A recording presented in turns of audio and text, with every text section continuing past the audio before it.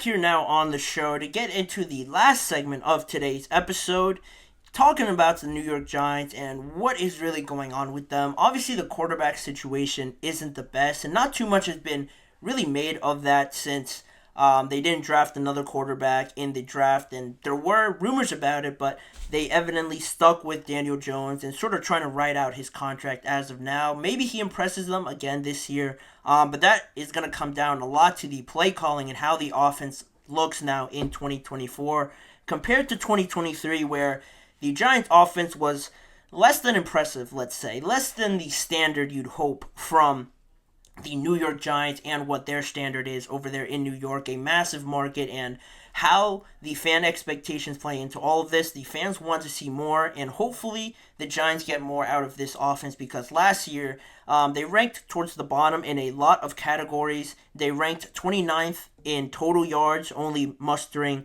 4,760 total yards. Also, they ranked second to last in total passing yards with 2,886, and also in total points, ranking 30th in the NFL, only putting up 266 total points in 2023. A massive drop-off from 2022 in Brian Daboll's first year in the offense as the head coach, not the play caller on the offensive side of the ball, just the head coach, and they made it to the playoffs. They actually beat the Minnesota Vikings on the road before eventually losing to the Philadelphia Eagles, but that first year where it all looked new and, dare I say, dynamic and overly impressive for the New York Giants, maybe a miracle that it looked so good, in all honesty, now in hindsight looking back on it, but it all looks so good to see it all just drop off now and sort of get a reality call after a year where it gave the New York Giants fan base a lot of hope with Brian Daboll coming in.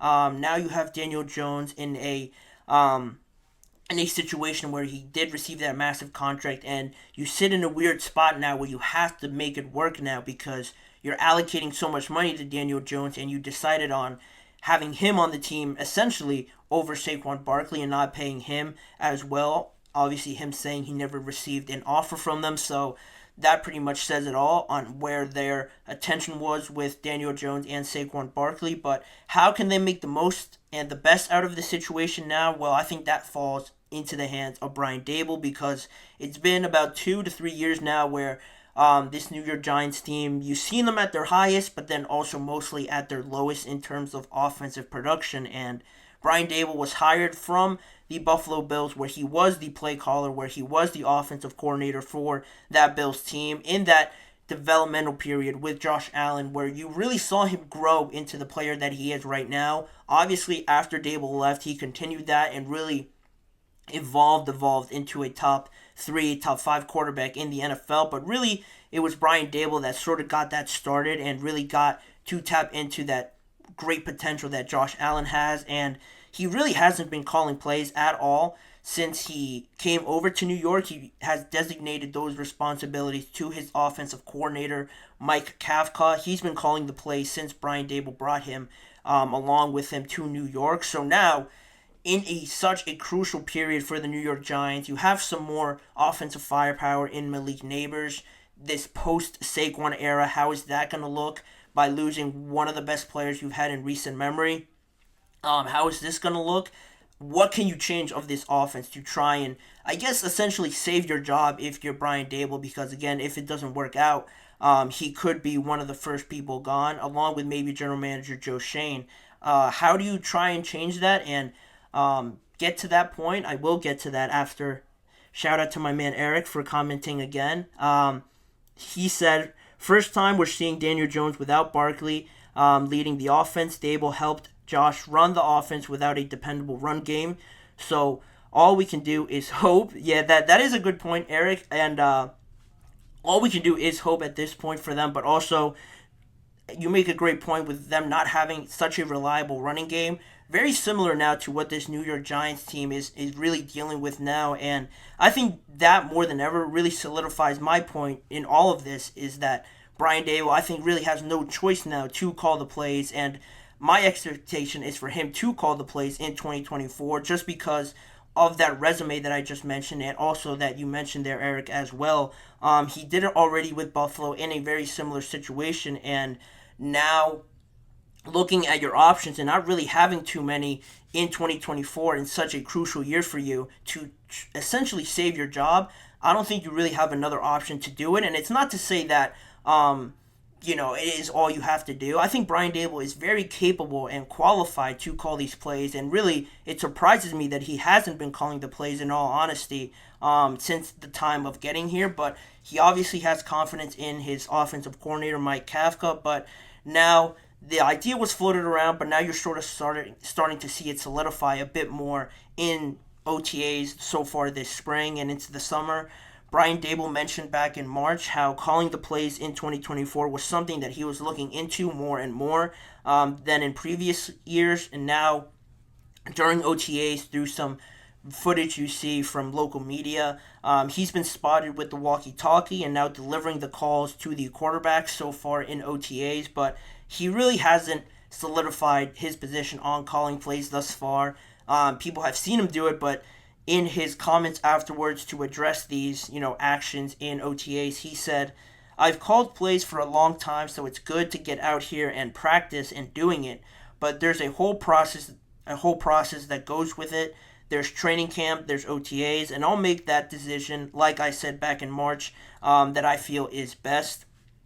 Big expectations, like I mentioned, heading into 2024. So, it's funny that you see Brian Daboll doing it now, and it is funny how these coaches sort of follow the same trends and patterns when their backs are really up against the wall when they have nothing else to do, because we've seen, or I feel that I've seen a lot of coaches do this that might be feeling a bit of pressure now coming into 2024, and they're sort of starting to take up more responsibility in play calling or in just a different aspect of the team.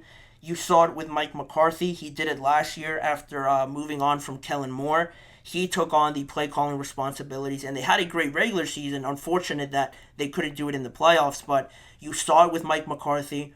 Pressure was on him to really deliver in that year. He took up the responsibilities, and now he earned himself another year. Some people might not think he deserved it, but who am I to make that determination? He's an example. Frank Reich did it as well when Carolina was struggling last year. He handed the responsibilities to his offensive coordinator. Then halfway through that losing streak, he took it back and started calling plays. It wasn't enough to save his job, but again, following in that trend of the head coach taking on more responsibility. And also now with Robert Saleh, not doing it on the defensive side where that is his area of expertise, but Aaron Rodgers and other local media in New York have said that Robert Saleh has been more involved in the offensive side of the ball, giving his ideas and his opinions. So again, just following the trend of these head coaches with pressure now on their back to deliver, starting to become more involved. And I think ultimately that's what Brian Daboll will do, and I think that's what he should do to get the most out of this team, because I think he is very qualified and very talented at doing so. And again, really just comes down to the point where if you want something done right, you have to go and try and do it yourself, at least to, put everything you have into this season. And then if it doesn't work out, then probably it wasn't meant to work out in the long run. But at least you gave the best shot at doing it, and at least you don't have these doubts afterwards with yourself, with the media constantly asking you, why didn't you do more? Maybe calling plays in this year. Maybe that could have saved your job. It is something where the Giants find themselves now really looking for options, looking anywhere to try and get better results. It's beneficial that it can't get much worse with how badly they ranked last year in terms of stats. So Brian Daboll has expectations on him at the same time, but again, not too many because of what he's working with. I think it's an ideal situation for him now to come in, call the plays, and again, he could only do a better job than what was put out there on the field last year. It should result in better, outcomes for the New York Giants, but we need to see it actually play out there in the field in 2024 with Daniel Jones, Malik Neighbors, offensive line that's there, maybe not, and a defense that is pretty promising, but again, we have to see it in a pretty tough NFC East where it seems everybody else got better as well. So we're going to see where that lands with the New York Giants in 2024, but for right now, that will do it for this episode of the GSMC Chip Shot Football Podcast, brought to you by the GSMC Sports Network. I want to thank you guys for tuning into today's episode and also remind you guys to like, follow, and subscribe to the show, as well as checking us out on other social medias like Facebook, Instagram, X, and TikTok for more of the network's content. If you want to see more of me and this show specifically, check out the GSMC Sports Network channel and the GSMC Podcast Network channel for all the live shows that are recorded and posted on both of those channels. YouTube Shorts are also posted daily as well, and individual segment videos. If you don't have time to watch an entire show and just want to tune in for a specific topic, all of those are posted on both channels. And as a final reminder, tune in every weekday at 6:30 p.m. Eastern Time for more football discussions and NFL conversation with me, Manny Maradiaga, as your host. Thank you guys for joining me once again, and I'll see you guys all back here with me tomorrow.